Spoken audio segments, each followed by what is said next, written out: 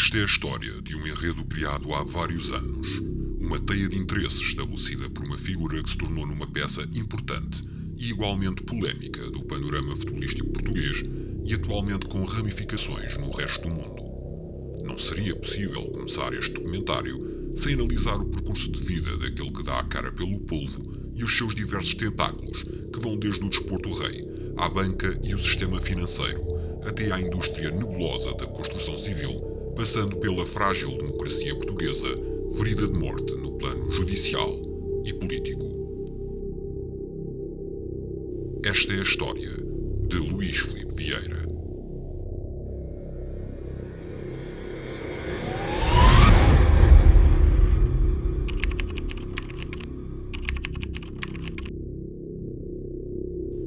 Luís Filipe Vieira nasceu a 22 de junho de 1949 em Lisboa. Viveu com os pais no bairro das Furnas, nas traseiras da cidade universitária. Começou a vida profissional numa loja de pneus, a Morgado e Fernando, em Campo de Ourique. Contratado posteriormente pela empresa Celestino Gomes Bessa na mesma área de negócios. Mais tarde, abriu a sua primeira empresa, a Autopneus da Póvoa, em sociedade com Eduardo Carvalho. O império dos pneus cresceu tanto e tão rápido que Luís Filipe Vieira recebeu a alcunha de Gaddafi dos pneus, uma vez que a sociedade do atual presidente do Benfica roubava o negócio aos concorrentes e estes consideravam as suas práticas terroristas. Aos 34 anos, Luís Filipe Vieira cometeu o primeiro crime conhecido pela polícia. Curiosamente, este delito só surgiu à luz do dia em 2001, quando Luís Filipe Vieira foi contratado como gestor de futebol da SAD do Benfica. Quem desvendou esse crime foi Pedro Guerra, atual defensor e homem de mão do presidente do Benfica, mas outrora um grande crítico de Luís Filipe Vieira. Pedro Guerra, também ele responsável por práticas pouco abominatórias que serão reveladas mais à frente neste documentário. Luís Filipe Vieira foi condenado por roubo. O caso remonta a julho de 1993, altura em que o homem todo-poderoso do futebol da Luz foi julgado e condenado no Tribunal da Boa Hora, em Lisboa. Apesar de nunca ter demonstrado arrependimento pelo que fez, a verdade é que nunca cumpriu a pena de 20 meses a que foi condenado devido a uma controversa lei da amnistia. Vamos à história. Os factos remontam a princípio de março de 1984, ano em que José Luís Gama, um industrial de Arganil de 62 anos de idade, se queixou a Luís Filipe Vieira, na altura com a profissão de comerciante, do comportamento de Adriano Varela. Trata-se de um caso de contas que não foram honradas, relacionadas com uma cessão de cotas na TIM, Transportes Internacionais de Mercadorias Limitada, empresa sediada em Lisboa. Do património desta sociedade fazia parte um caminhão e o respectivo semi-reboque, tudo no valor de 4.400 contos, sensivelmente 20.000 euros ao câmbio de hoje.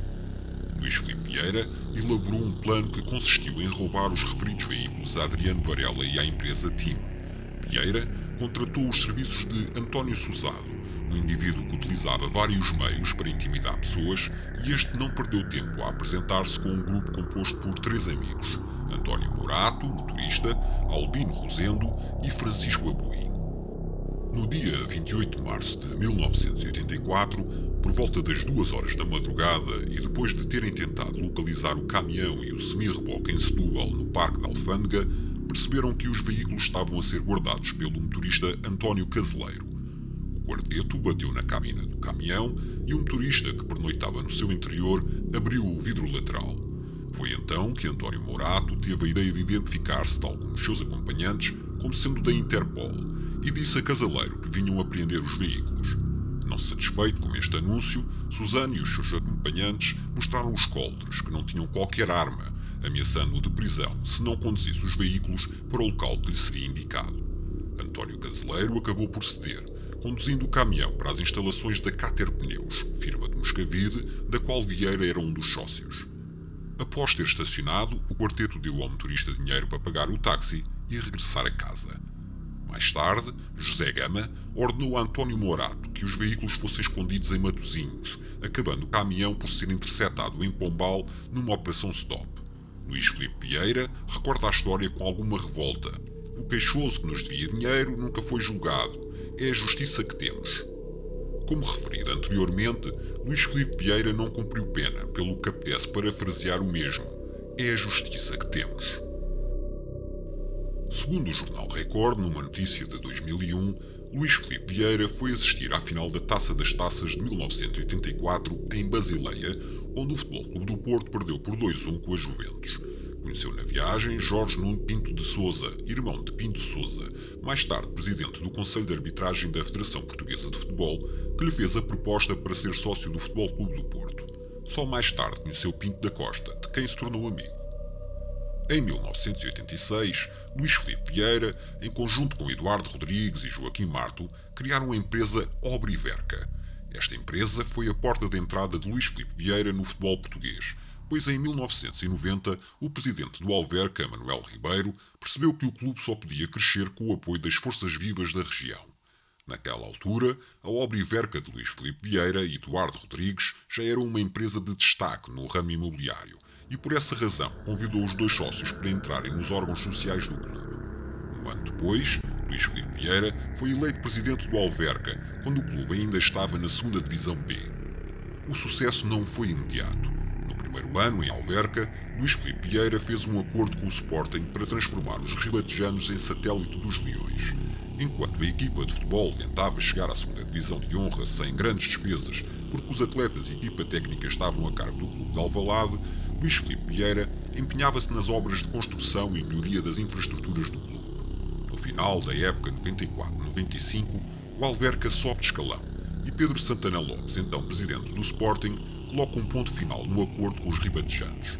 Nesse mesmo dia, Luís Filipe Vieira chega a acordo com o Benfica. Os Leões regressam a Alvalade, as Águias voam para Alverca. Seguiram-se mais 3 épocas na 2ª Divisão de Honra, atual 2ª Liga, e a subida ao escalão principal surgiu em 1998. Neste ano, Luís Filipe Vieira suspendeu o mandato e foi substituído no cargo pelo então presidente adjunto Manuel Ribeiro.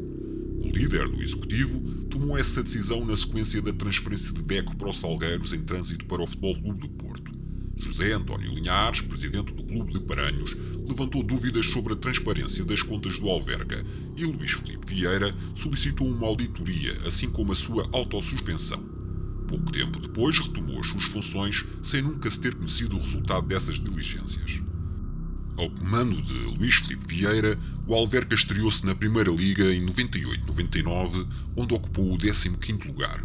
Luís Filipe Vieira admitiu mesmo, durante a conferência de imprensa para a apresentação de Mantorras, que sem a ajuda dos encarnados, o Alverca nunca teria atingido a Primeira Liga.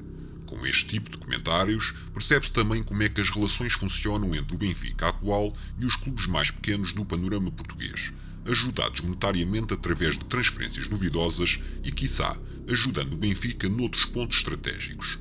O Alverca, como veremos mais à frente, foi o tubo de ensaio de um plano monopolista e de controle total do futebol português.